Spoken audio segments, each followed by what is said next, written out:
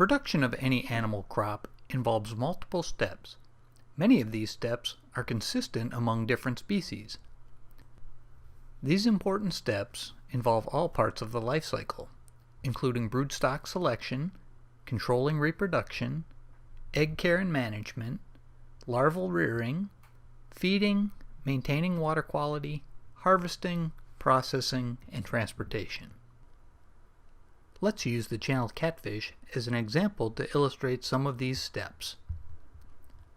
One of the keys to successful aquaculture production is the selection of good broodstock. These fish are selected based on traits considered most valuable to the species. These are prime examples of catfish broodstock, showing strong secondary sex characteristics. You can see that the male in the top photo has the desired raised muscle pads on the top of his head, and the female has a rounded belly full of eggs. Catfish like to spawn in sheltered locations, so many farmers will put out spawning cans in 2 to 4 feet of water. The male catfish will find and prepare the can for spawning and try to attract a female. After several days, the farmers will check the spawning cans by slowly raising them out of the water. They will often find the male fish still in the can, caring for the eggs. It's always a good idea to look into the can before putting your hand in it to check for eggs. If eggs are present, the farmer will gently remove them and transport them in water to the hatchery. In the hatchery, eggs are placed in baskets in a trough with slowly rotating paddles. These paddles mimic the movement of the catfish's tail sweeping over the eggs to keep them clean and provide them with plenty of oxygen. As the eggs develop, they change from a light yellow color to a rusty red color. Inside the egg, the embryo develops until it's ready to hatch. When the eggs hatch, they have a large yolk sac attached that they can feed on for several days. Farmers need to know how many fry they have so they can accurately stock them into the ponds. Several samples of the fry are counted and weighed. Using the sample data, the rest of the fry are counted either using volumetric displacement or by weight.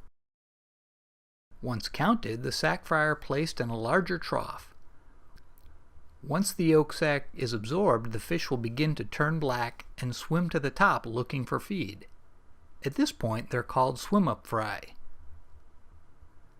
They're fed 4 to 8 times a day until they grow strong enough to put into the fingerling ponds.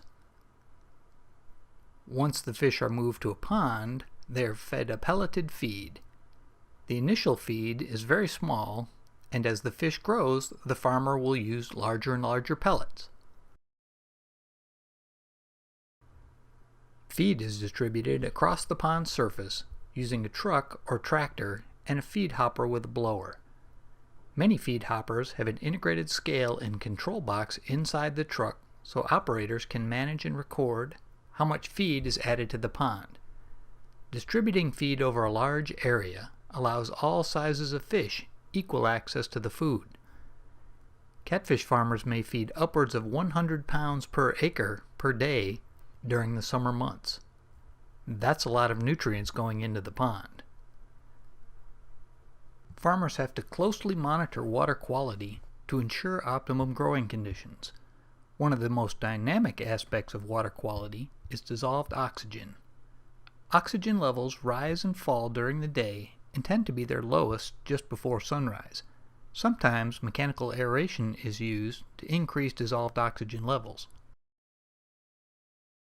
This electric paddle wheel aerator is designed to lift large quantities of water about 2 feet into the air and break it into small droplets. Breaking the water into small droplets creates a large surface area and makes it easy for the oxygen from the surrounding air to diffuse into the water. You can see that it creates quite a current that helps circulate the water and oxygen. Fish will often line up behind one of these aerators during a low oxygen event. After about 18 months, the fish reach a market size of about 2 pounds and are ready for harvest. The fish are harvested with a long net called a seine. As the tractor pulls the seine through the water, the fish are funneled into a smaller detachable box-shaped net called a live car. In this scene, farmers are testing a new seine that incorporates greater bars to allow the smaller fish to escape and reduces the number of fish that get stuck in the net. The fish are allowed time to settle down, and the smaller fish grade out before being loaded onto a truck for transport. Fish are lifted out of the live car and loaded onto a truck using a boom and basket. The fish are weighed with a scale connected to the boom and placed into a tank of water on the truck. The tanks are filled with chilled water and are supplied with oxygen to reduce stress on the fish and ensure that they arrive alive at the processing plant. Once the fish arrive at the processing plant, they're unloaded, weighed, sorted, and processed into a variety of product forms. Some of the fish is shipped out fresh, but the majority is individually quick frozen, weighed, and packaged for easy transport to distributors, restaurants, and seafood retailers. The entire process can take as little as 45 minutes. And eventually, the catfish makes its way to your plate in a lovely dish like this.